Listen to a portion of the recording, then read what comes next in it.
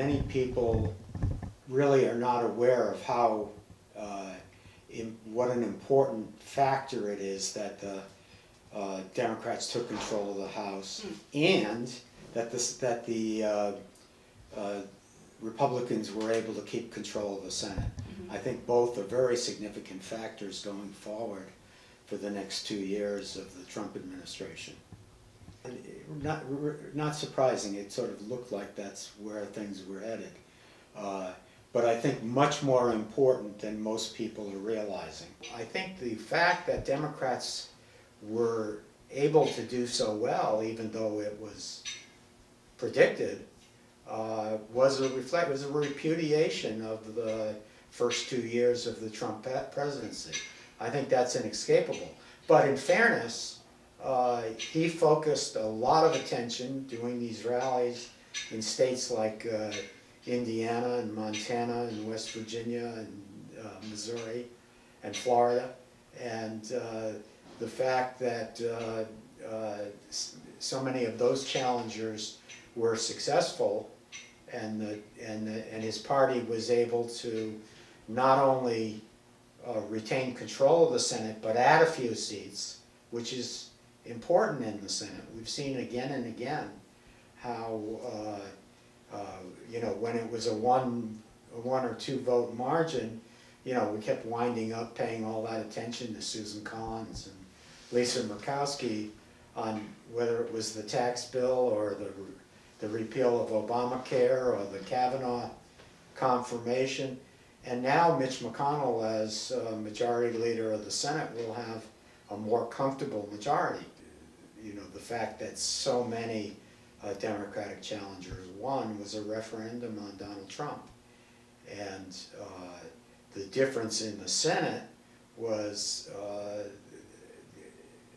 the Senate map.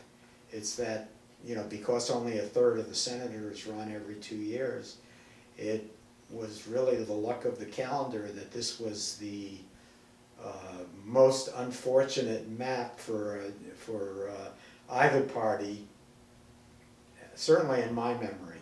So it was a very difficult uphill battle. For either party? Well, for Democrats, because of the map. Because so many Democrats, I think there were 10 of them, that had to run in states that Trump carried. And so that was a very difficult proposition for trying to pick up seats in the Senate. Because the Democrats control the House, if the Trump administration is going to have any legislative success of any significance over these next 2 years, they're going to have to deal with the Democrats. But whether that means that we'll see a period in which there's a fair amount of negotiation and some cooperative progress, or whether it'll be a period of gridlock and sort of rhetorical battling, in preparation for the 2020 election, I think that remains to be seen. I mean, President Trump hasn't shown himself to be someone who is very swift to come to the negotiating table. I think certainly amongst Democrats in the House, there's been a shift. I think the progressive wing is a bit stronger, but I think the biggest factor that's noteworthy doesn't fit on the ideological spectrum, and that is that more than 100 women were elected to the House. And this is a historic high. I suspect that this trend will continue, and that women are half the population and eventually will be half the House of Representatives, I would expect. But this certainly is a very significant change, and in addition to that, we see really a kind of exciting diversity in the newly elected House members.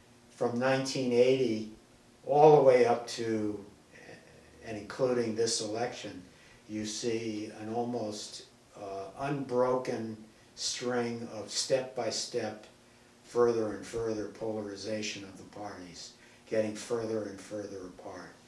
And I often describe that. My students laugh at me because I crank my right arm when I talk about polarization, and that's because I see it as a self-reinforcing process. Mm-hmm. That as the parties get further apart from each other and become more, the ideology is more closely aligned with the partisanship. We see a kind of a breakdown in civility, the campaigns get nastier, and it becomes a kind of action and reaction, a kind of, we do this to you, and at the next opportunity you do that to us.